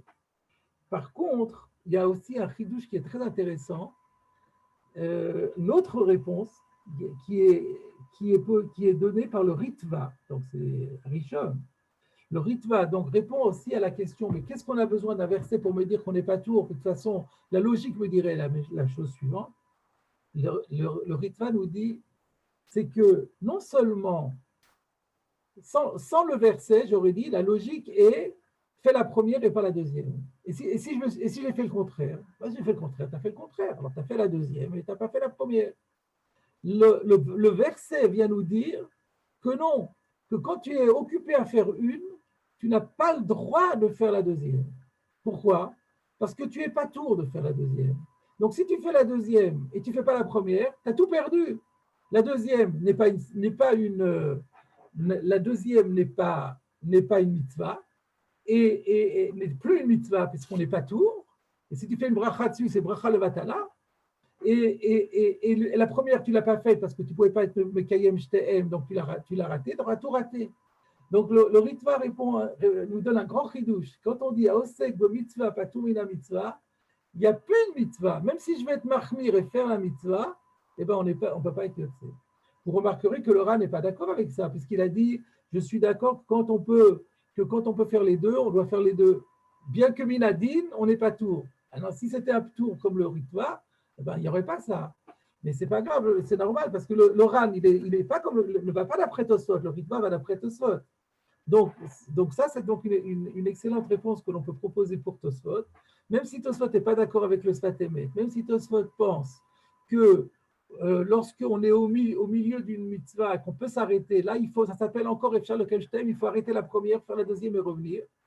Mais par contre, lorsqu'on ne peut pas, il faut choisir entre les deux, on avait quand même besoin d'un verset. Pourquoi? La valeur ajoutée du verset, c'est de dire que quand tu es occupé à faire une mitzvah et que tu dois choisir entre les deux, tu n'as surtout pas le droit de faire la deuxième au détriment de la première. Pourquoi? Parce que la deuxième, de toute façon, même si tu le fais, ça n'aura pas valeur de mitzvah. Parce qu'elle n'en est pas tout. Donc, elle perd sa caractère de mitzvah. Donc, du coup, en faisant la deuxième et pas la première, tu n'accomplis plus aucune mitzvah, ce qui est complètement interdit. Ça va telle une mitzvah. Ça, c'est un chidouche énorme, et c'est pour ça qu'on a eu besoin du verset. Voilà en gros, donc je vous ai fait une petite synthèse de ce qu'on appelait l'explicitation des écoles. Donc je fais une petite conclusion. Nous avons vu aujourd'hui qu'il y a un désaccord, un grand désaccord entre les Rishonim, entre les maîtres du Moyen-Âge. Il y a d'un côté Rashi et son école qui pensent que tout shliach mitzvah, tout le temps qu'il n'a pas accompli sa mission, on considère qu'il est toujours occupé à la faire, ne serait-ce que par le fait qu'il a le souci de la faire. Donc ça, c'est le Oseg Mitzvah. Et que même s'il a la possibilité d'accomplir les deux, eh ben, il est dispensé de la deuxième. C'est la règle de Oseg Mitzvah, Patur Mina Mitzvah. Alors que pour Tosfot, le digne de Oseg Mitzvah, Patur Mina Mitzvah n'existe que dans la mesure où accomplir la deuxième se ferait au détriment de la première, au moins entraînerait au moins un retard conséquent par rapport à la première, et à plus forte raison entraînerait une annulation de la première. C'est uniquement dans ce cas-là. Mais si on peut faire les deux, même si c'est au prix d'un gros effort, il faut fournir l'effort. Donc, ce qui nous reste maintenant à faire, c'est à voir ce qu'il en est au niveau de la halacha. Alors, on va donc étudier maintenant la halacha. Je vous dis par cœur simplement que dans le tour, parce qu'au niveau de la méthodologie, une fois qu'on a vu Tosfot, Rosh, les Rishonim, comme on l'a fait, le Ran, Rashi et le Ran, il faut voir le tour, qui est le fils du Rosh. Et donc, sans surprise, le tour va dire comme le Rosh, à savoir, il dit clairement que on n'est pas tour dans la soukha la nuit, que si, en cherchant, en se donnant le mal d'aller dans une soukha la nuit, on va perdre la mitzvah du jour. Donc, yitbatel gam bayom et mitzvato. Mais si, après avoir fait la mitzvah de soukha, on peut revenir à l'autre mitzvah, il faut le faire. Donc, on voit que c'est normal, le fils prend le point de vue du père. Le Bet Yosef, qui est le commentaire du tour, dit effectivement que le tour a rapporté la chita de Tosfot et du Rosh, et il cite le Ran que nous avons vu, qui n'est pas d'accord. Et il cite également le Mordechai, au nom du Ravia, qui pense que du moment qu'on profite en dormant hors de la soukha, eh ben, on est dispensé ça s'appelle Oseg Mitzvah, et on est dispensé de la mitzvah. Alors maintenant, on se demande qu'est-ce qu'il va dire le Shulchan Aruch. Alors regardez le Shulchan Aruch dans le Siman Tav Resh Mem, Siv Zayin, Shluche Mitzvah Pturim Min HaSukkah, Ben Beyom ou Ben Balayla. Ah, alors là, on est vraiment déçus. Alors c'est vrai que on sait que le Shulchan Aruch n'est qu'un résumé, un memento du Bet Yosef. Mais dans le Bet Yosef, ce n'est pas clair non plus, parce que d'abord, donc, il a cité le tour, et puis après, il a cité aussi l'autre école. Mais il n'a pas clairement laissé entendre de quel côté il penchait. Et là, quand on arrive dans le Shulchan Aruch, il ne se prononce pas. C'est assez curieux, il ne se prononce pas. Alors, vous avez, entre parenthèses, un ajout du Roma. Le Roma dit « V'ayin le'el siman la metret » voir plus haut au chapitre 38. Vous avez un Mishnah Bora, là, la Metred, on va voir ce qu'il dit le Mishnah Bora juste au début. La Metred. Ah non, on est déjà passé au Siman la Metred, parce que je voulais simplement vous montrer que dans le Mishnah Bora, sur le Seif Katan la Metred, il dit il faut voir là-bas dans la Haga. Donc on va lire la Haga. Alors, allons-y.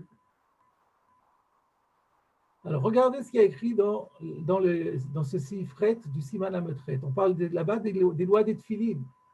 Kotvei tfilin ou mezuzot. Les gens qui sont dans le métier et d'écrire des tfilines ou des mezuzot. On appelle ça des sofer stam, des scribes. Hem, eux, v'tagarehem, et les commerçants qui travaillent avec eux, puisque le scribe vend son travail à des courtiers qui eux-mêmes vont ensuite vendre à d'autres courtiers ou à d'autres, des grossistes, à des détaillants. Donc, tagrehem, les commerçants, tagrehem, et les détaillants de ces détaillants, et d'une manière générale, tous ceux dont le métier est de s'occuper du travail religieux. Pturim, me'anachat tfilin kol hayom. Eh bien, ils sont dispensés de garder sur eux les tfilin pendant toute la journée. Zulat beshat kriyat shema utfila. Le seul moment où ils sont obligés de garder, de mettre les tfilin et de faire la kriyat shema, non, ils sont obligés de mettre les tfilin, c'est au moment où on met le kriyat shema et on dit la tfila. C'est le minimum syndical où on doit porter les tfilin. Donc, quand on fait kriyat shema et tfila, donc, de toute façon, ils vont s'arrêter de travailler, ils sont obligés de s'arrêter de travailler pour faire la mitzvah de kriyat shema et tfila qui est mitzvah overet. Donc, quand ils ont cette mitzvah qui est liée au temps, la lecture du shema et la tfila, ils sont obligés de la faire. Donc, à partir du moment où ils sont obligés de les faire, et qu'ils arrêtent de travailler, ben, ils sont obligés de mettre les tfilines et de garder les tfilines sur eux pendant la kriyat shema et la tfila. Mais dès l'instant où ils ont fini la tfila, eh ben, ils peuvent ranger leurs tfilines et ils n'ont pas besoin de les garder sur eux, même si à l'époque, on avait l'habitude de garder les tfilines pendant toute la journée, parce que c'est pas commode de garder ces tfilines sur soi et en même temps d'écrire des tfilines et des mezuzot. Aga, on va voir maintenant le Roma. ואם היו צריכים לעשות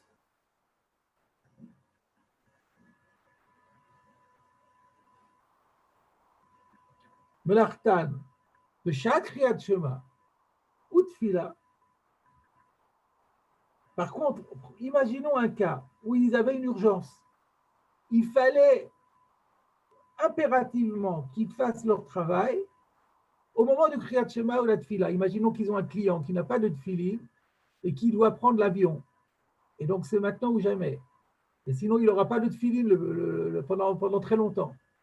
Et donc, s'il y a une urgence comme celle-là, eh ben, ils ne sont pas tous, même de Kriyat Shema ou Tfila. Donc, Beshat Kriyat Shema Tfila, As Pturin, mi Kriyat Shema ou Tfila ou Tfilin.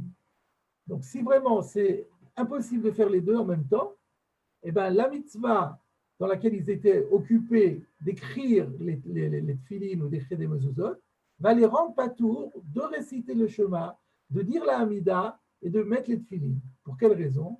De kol haosek b'mitzvah patour une mitzvah acheret, parce que quiconque est occupé à une mitzvah est dispensé d'une autre mitzvah, im tsarir litroach achar acheret. Si il a besoin de se donner du mal pour faire l'autre. אבל אם יכול לעשות שתיהן כאחת, לעשות שתיהן כאחת בלא תורה, par contre, s'il a la possibilité de faire les deux mitzvot sans difficulté, il y a ces shtéhen qui fassent les deux. Et qu'est-ce que vous trouvez, entre parenthèses, à Gaot Hasheri de Shem Or Zarua, donc c'est la chita de Or Zarua, le Ran Perek Hayashen, et le Ran dans le deuxième chapitre de Souka que nous venons de voir.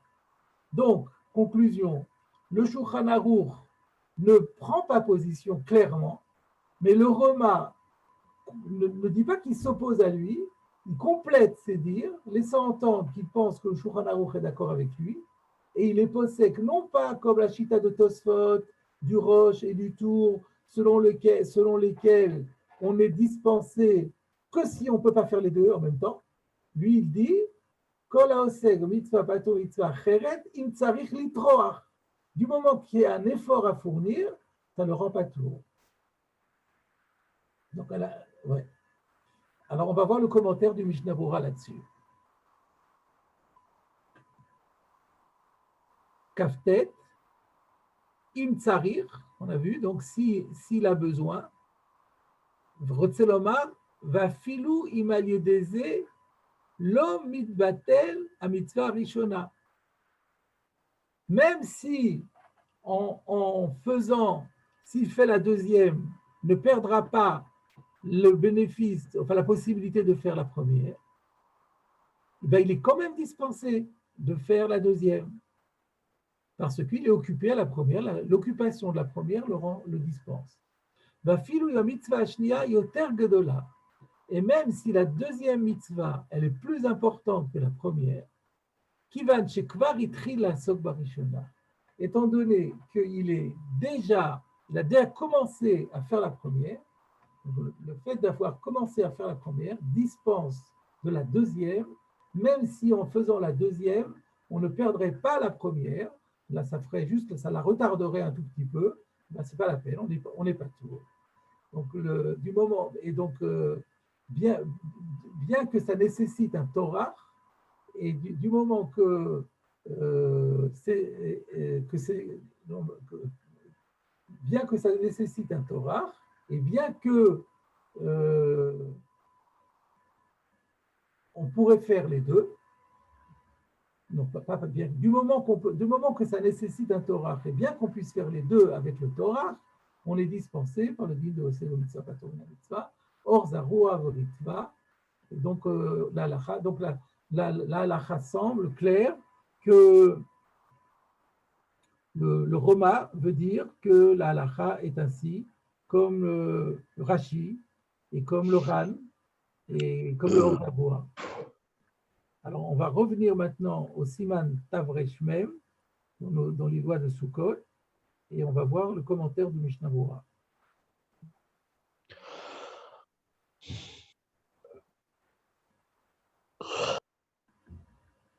Alors, voyons le Mishnah Berurah. Pturin minasuka. Donc, on disait que les shomrim, que les shluchei mitzvah sont dispensés de la souka. Afilu b'sha'at chaniyatan, même lorsqu'ils sont au repos. Veyesh lifnehem souka benouya, et il y a devant eux une souka construite, eh bien, ils n'ont pas besoin de rentrer dans la dite souka. Alors, a priori, c'est un peu étonnant parce que nous, on a dit quand même, il faut qu'il y ait une tircha. S'il n'y a pas de tircha, on est chayav. Alors, on va voir après. Ensuite, on dit ben bayom ou ben balayla, ils sont dispensés jour et nuit. Haïnou, c'est-à-dire afilu olchin rak bayom, s'ils marchent ils se déplacent que pendant la journée. Pturin gam balayla, sont dispensés même la nuit. Pourquoi? Mipnei shetrudim b'marchevet ha-mitzvah, parce qu'ils sont préoccupés par l'accomplissement de la mitzvah, vetikuna, et de les tenants et les aboutissants, va'ave'akol bichlal osek b'mitzvah, patur mitzvah acheret. Donc tout ça, ça rentre dans la règle du principe que celui qui est occupé d'une mitzvah est dispensé d'une autre mitzvah. Vous aurez reconnu au passage qu'il a recopié l'explication de Rashi. Et ensuite, le El Siman Ametret, et quand le Roma nous dit regardez plus haut au Siman Ametret, Rotzelomar, Beseifret, dans le paragraphe 8, Behaga, dans la notation du Roma, de Moucharcham, où il est prouvé là-bas, de Dafka que Shetzarich Litroach Acharasuka, que c'est seulement lorsqu'il a besoin de se fatiguer, doit fournir un effort pour trouver la souka. Mais s'il n'a aucun besoin de se fatiguer pour trouver la mitzvah, par exemple, là, il y a une souka toute prête devant lui, là il a l'obligation de rentrer dans la souka, et de manger, de dormir là-bas. Par contre, si on ne peut pas dormir aussi bien dans la souka, et que le lendemain on va être fatigué, et on ne pourra pas bien accomplir la mitzvah comme il faut, c'est comme une tircha, et dans ce cas-là, Peturim, on n'est pas tout. Alors il y a une petite contradiction apparemment. Plus haut, regardez dans le suif Lamed Vav, Il avait dit Afilu beshat chaniatan veyesh lehem lifnehem souka benouya. Et maintenant, il dit que yesh souka mezoumenet le fanaf tzar likanes besouka. Alors, je résous le problème en disant il a changé les termes. Avant, il a dit souka benouya, il n'est pas tout. Souka mezoumenet, il est rentré. Ce n'est pas la même chose. Souka benouya, ça veut dire il y a une souka qui est construite, mais elle n'est pas mezoumenet le fanav. Il faut maintenant qu'il se renseigne qui est le propriétaire, ou est-ce que le propriétaire va lui donner l'autorisation de rentrer. Elle est construite, d'accord, mais elle n'est pas mezoumenet. Mezoumenet, ça veut dire, voilà, il y a quelqu'un, il rentre, il arrive à une souka, il y a le propriétaire qui est là, il dit rentrez, je vous en prie, venez, etc. Ça, c'est mezouman le fanav. Benouya, ce n'est pas encore mezouman. Donc là, donc il n'y a pas de contradiction entre les deux. Et donc, s'il y a une tircha, on n'est pas tour. S'il n'y a pas de tircha, on est chayav. Donc, les choses me semblent donc semblent tout à fait claires. Et donc, je voulais peut-être, pour conclure, vous citer un peu le Biur Halacha. Le Biur Halacha dit, voir le Mishnah Bora, et c'est ce qu'a dit le Ran. Et bien que le Tosfot et le Rosh et Rabbeinu Yerucham sont mahmir, mais il ressort du Bet Yosef et du Roma qui sont d'accord la halacha avec le Ran et le Gaot Asheri au nom du Orzahua. Pourquoi? Parce que le Ran et les autres Rishonim ont rapporté des preuves très très fortes, énormes, très puissantes en fonction de leur shita.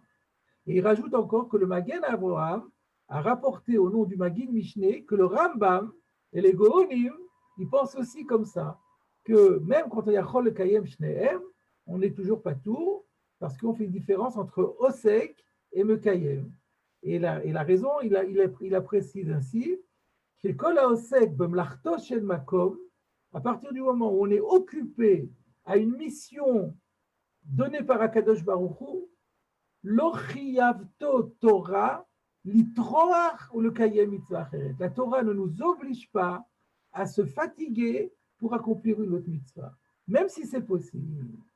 Voilà. Donc, c'est bien, voilà ce qu'il faut retenir. Donc, il y a une marloquet rishonim. La halacha, nous retenons la position de Rashi, du Ran, d'Agaot Asheri au nom du Orzahua, du Rambam et des Géonim, selon lesquels, à partir du moment où on est occupé à une mitzvah, on est osek b'mlachto shel makom, la Torah prend égard à cela et nous dégage des autres obligations, même si on aurait la possibilité de le faire, mais avec un effort. Si ça demande un effort, alors on est dispensé de le faire. Et même s'il n'y a pas d'effort, fondamentalement, on est aussi dispensé, mais comme a dit le Ran, miyot tov al tikarera. Si ça ne demande aucun effort, alors c'est dommage de ne pas le faire. Semble-t-il que d'après ces rishonim-là, quand je fais la deuxième mitzvah, je l'accomplis quand même. Donc il y a un gain à faire, mais on est dispensé de le faire. Voilà la fin du premier module. Comme on fait d'habitude, j'avais prévu 2 modules pour cette veillée de Hoshana Rabbah. Si quelqu'un veut intervenir, c'est avec plaisir. Et sinon, on va passer au deuxième module. Je vais faire juste une petite interruption pour couper l'enregistrement en deux.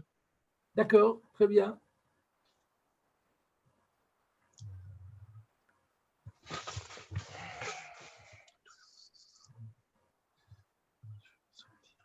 Donc, je dis toujours que l'interruption entre les 2 modules, c'est que s'il y a des personnes qui veulent se retirer,